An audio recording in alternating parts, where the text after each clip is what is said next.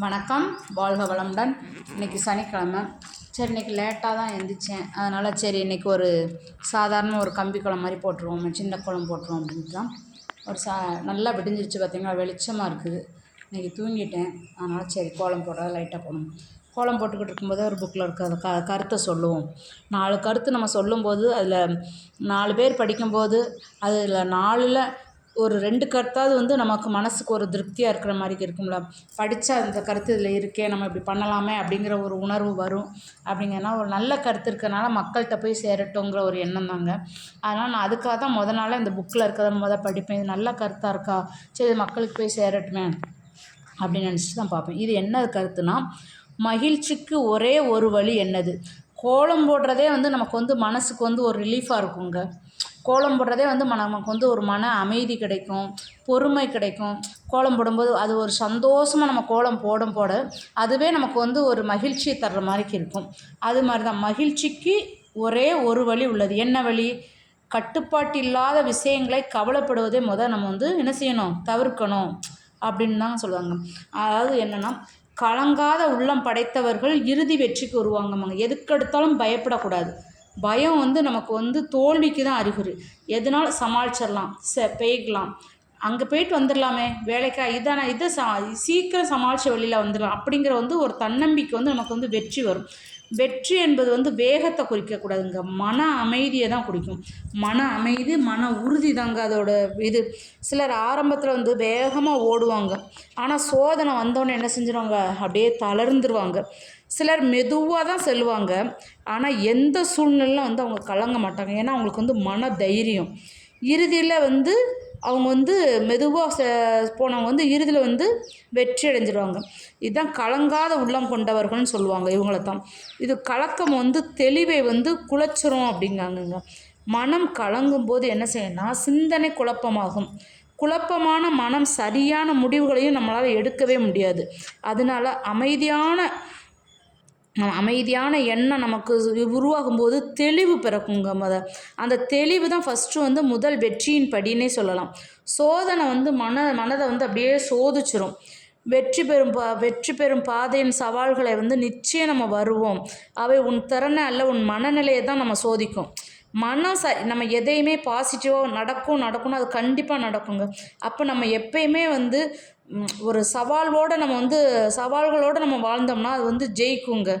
அதாவது சோதிக்கும் நேரத்தை விட கலங்காமல் இருப்பதாங்க உண்மையான வழி. தோல்வியை தருவாங்க பார்த்தீங்களா. தோல்வி இருக்கும்போது நமக்கு மனசில் அமைதி அவசியம் கண்டிப்பாக வேணும். ஒரு முயற்சி தோல்வி அடைஞ்சால் மனம் உடைஞ்சு போகலாம், ஆனால் கலங்காத உள்ளே இருக்கணுங்க. இந்த முடிவு அல்லாட்டா வேறு என்று சொல்லும் அந்த மனநிலை. மீண்டும் முயற்சி வைப்போம், இது என்ன நடக்கும், நாம் திருப்பி செய்வோம். வெளி சூழல் மாறலாம், ஆனால் உள்நிலை மாறவே கூடாதுன்னு சொல்கிறாங்க. வெற்றி தருணங்களில் கூட நம்ம மனம் உயர்ந்த அகந்தையாக மாறக்கூடாது. அகந்தைன்னா அகங்காரம்னு சொல்லுவாங்களா, அப்படி வரக்கூடாது. வெற்றி தரும்போது கூட தோல்வி தரும்போது நம்ம என்ன செய்யக்கூடாது? மனமும் தளரக்கூடாது. வெற்றியப்போ அகங்காரம் வரக்கூடாது, தோல்வியப்போ தாழ்ந்து போகக்கூடாது. மனம் சமநிலை தான் நமக்கு நீண்ட கால வெற்றியை நமக்கு தரும்னு சொல்லுதாங்க.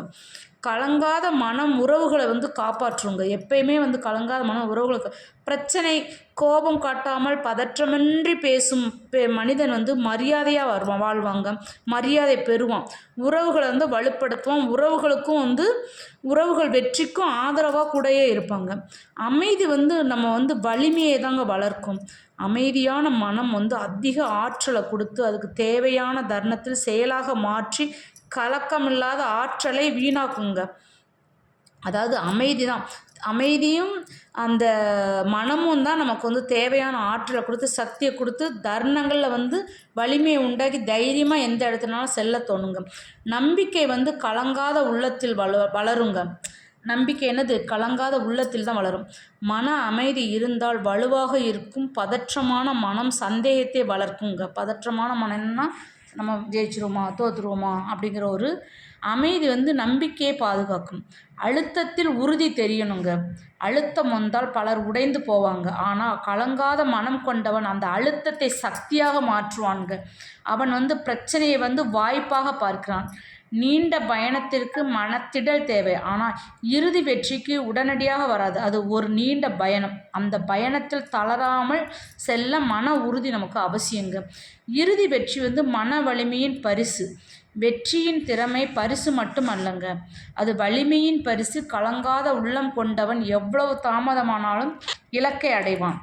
சாதிக்க விரும்புகிறவன் முதல்ல மனசை வலுப்படுத்தணுங்க. அடுத்து கலங்காத உள்ளம் எடுத்து இறுதி வெற்றி. சூழ்நிலை மாறினாலும் சோதனைகள் வரட்டும், ஆனால் நம்ம மனசு மாறக்கூடாதுங்க. அப்போ தாங்க நமக்கு வெற்றி கண்டிப்பாக நிச்சயம். விஷயங்களுக்கு வருத்தப்படுவதை விட்ட இருக்கும் விஷயங்களை நன்றி சொல்லி பாருங்கள். நமக்கு நீங்கள் நம்ம நினைப்பதை விட வாழ்க்கை சந்தோஷமாக அமையுங்க. பக்குவப்பட்ட நிலத்தில் தூவப்பட்ட விதை தான் நல்ல விளைச்சலை தரும். அதுபோல தான் பக்குவப்பட்ட மனசு கொண்டவங்க தான் நல்ல வெளிச்சமும் வருங்க. வாழ்வில் வெளிச்சம் வரும். நிதானம் என்னும் ஆயுதத்தை பயன்படுத்தும் போது வாழ்க்கையில் எதை வேணாலும் சாதிக்கலாங்க. நிதானமே நம் வாழ்வின் பிரதானம். உங்கள் மீது கல்லெறிபவர்களுக்கு பதிலாக நீங்கள் கல்லெறிந்து கொண்டிருந்தால் நம்ம இலக்கை அடைய முடியாதுங்க. அதனால் புகழ்வதை காட்டிலும் ஊக்கப்படுத்துவது ரொம்ப சிறந்ததுங்க. நமக்கு வாழ்வதை காட்டிலும் மற்றவர்களை வாழ வைத்து பார்ப்பது சிறந்ததுங்க. அது ரொம்ப மகிழ்ச்சியை தரும். இது மனதில் வைத்து வாழ்ந்தால் வாழ்க்கை சிறப்பாக அமையும்னு சொல்லுவாங்கங்க. சினம், கவலை, பேராசையும் மூன்றும் வாழ்க்கைக்கு நன்மையை தரும் வழிகளை அடைந்து விடுகிறதுங்க. மனிதர்களை முன்பாக நல்ல பெயர் வாங்குவதை விட மனசாட்சி முன்பாக நல்ல பெயர் வாங்க முயற்சிக்கணுங்க. அதான் நம்ம மனசாட்சிக்கு எப்பயுமே நம்ம பயப்படணும். பிரச்சனைகளை தூரத்தில் தான் வச்சு பார்க்கணும். நிம்மதி நம்ம பக்கத்தில் வச்சு பார்க்கணுங்க. அற்புதமான வாழ்வு தரும், அனுபவிக்க முடியும். உங்களை வீழ்த்தும் அளவிற்கு விதிகள் நமக்கு எழுதப்பட்டிருந்தாலும் விதிகளை வீழ்த்தும் அளவிற்கு வழிகளும் நிறுவப்பட்டிருக்கும். பார்த்தீங்களா? கதவு மூடுறதுக்கு கதவு திறக்கிறதுக்கும் ஒரு வழி இருக்கும்ல, அது மாதிரி தான். நாம் எதிர்பார்த்து காத்திருந்தால் எதுவும் நடக்காது. ஆனால் நமக்கு எதிர்பாராத நேரத்தில் அது கண்டிப்பாக நடக்கும். நம்ம எதிர்பார்க்காமல் இருக்கும்ல, அப்போ அது நடக்கும். இன்றைக்கி இது நடக்கலாம், இன்றைக்கி நடக்காது. அதனால தான் எதிர்பார்க்கக்கூடாதுன்னு சொல்லுவாங்க. அதுதாங்க இறைவன் செயல். இறைவனை நம்ம எப்பயுமே நம்பணும். அவர்கள் நீங்கள் எதிர்பார்த்த நேரத்தில் எதிர்பார்ப்பதை விட மேலானவற்றையும் தந்து உதவுவாருங்க கடவுள். இதுதாங்க கடவுள். பாராட்டும் கைகளை விட தேற்றும் கைகளே உன்னதமானவங்க. வெற்றி மகுடம் சூடியவனுக்கு வாழ்த்துக்கள் சொல்ல 1000 கைகள் உயரலாம். ஆனால் வீழ்ந்து கிடப்பவன் தோள் மீது விழும் ஒரு கையை அவனை தேற்றி மீண்டும் மன்னனாக சிம்மாசனத்தில் அது அமர வைக்கும் சக்தி கொண்டது. அது எவ்வளோ பெரிய விஷயங்க. அதாவது தோத்தவனை அவனை பாராட்டி, பரவாயில்லப்பா நீ அடுத்ததானே நீ வச்சிருவேன்னு சொல்லி அவனை ஊக்குப்படுத்தி நம்ம அவனை முயற்சிக்க வைக்கிற மனசு பெரிய மனசுங்க. அது அப்படி மனசு தான் நமக்கு வேணும் எப்பயுமே. காசும் பணமும் முதிர்ச்சியை நமக்கு கைக்கு மீறிய வளர்ச்சியும் மனிதனுக்கு ஒரு ஆறுதல் அல்லங்க. அவரை அவரவர் எல்லாரோட இருக்கிற அன்பும் அவர் கூட உறவாடும் அக்கம் பக்கம் சேரும் வரமும் தாங்க மிகச்சிறந்த ஆறுதல் நமக்கு கிடைக்கும். அப்படி நம்ம அக்கம் பக்கத்தோடு அன்பும் பண்பும் ஆசையும் நிறைந்து இருக்கும்போது நமக்கு எல்லாமே இருக்கும். மக்கள்கிட்ட அதாவது கெட்ட பேர் வாங்குறதுக்கு நமக்கு ஒரு செகண்ட் ஆயிருங்க. ஆனால் நல்ல பேர் வாங்க அவ்வளோ கஷ்டம். ஆனால் அது என்றைக்கும் நம்ம ஆயுசுக்கும் நிலச்சி நிற்கும். நம்ம சந்ததியினருக்கும் அது அப்படி வாழ்ந்தார். அப்படி நம்ம குழந்தைங்களுக்கு நம்ம காசு பணம் சேர்க்காட்டலும் புண்ணியத்தை சேர்த்து நல்லதை செஞ்சு 4 பேருக்கு நல்லது செஞ்சு அந்த பெரிய மனசு நமக்கு இருந்தாலே குழந்தைங்களுக்கு அதுதாங்க பெரிய சொத்து.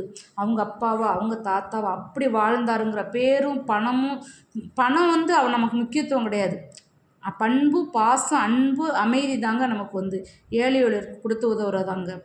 அதனால் இப்படி தாங்க எல்லாம் நடக்கணும்னு சொல்லி போட்டிருக்காங்க. அந்த அக்கம் பக்கம் சேரும் வரம் தான் நமக்கு மிகச்சிறந்த ஆறுதல். இப்படி இருந்தாலே நல்லது நடக்கும்னு சொல்கிறாங்க. இப்படி ஒரு கருத்து போட்டிருந்துச்சு. உங்களுக்கு நான் சொன்ன பயனாக இருக்கும்னு நினைக்கிறேன். அதனால் எப்போயுமே மனசோர்வு இல்லாமல் தைரியமாக இருங்க. எதையும் சாதிச்சிடலாங்கிற ஒரு தன்னம்பிக்கை மட்டும் நமக்கு இருந்தால் போதும். என்னோடய சேனல் உங்களுக்கு பிடிச்சிருந்துச்சுன்னா லைக் பண்ணுங்கள், ஷேர் பண்ணுங்கள், சப்ஸ்கிரைப் பண்ணுங்கள். வாழ்க வளமுடன்.